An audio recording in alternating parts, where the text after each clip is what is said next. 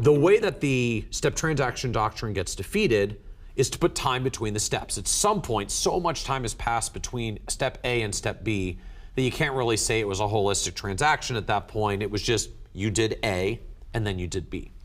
The challenge is there's no official guideline about how long of a time actually has to pass between the two. The IRS has never put forth guidance. Once you put forth guidance, you kind of you sort of invite people you endorse the workaround in the game. So sometimes IRS does put endorsements. There was a strategy like this years ago where if you wanted to take money out of an annuity, it would be fully taxable gains first. But if you did a partial 1035 exchange to another annuity and then you liquidated that one, the gains went over pro rata, and then you could liquidate the whole thing, get money out. And the IRS conclusion ultimately was, you know what, we're just going to say as long as the money moves for a year, then we'll bless the transaction after a year.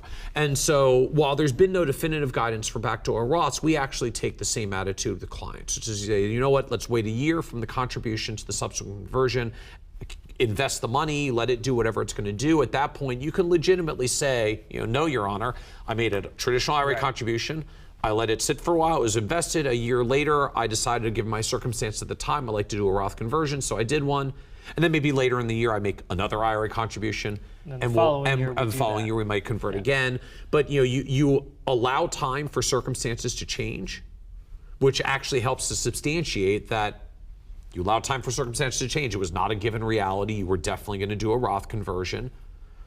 You did two independent transactions.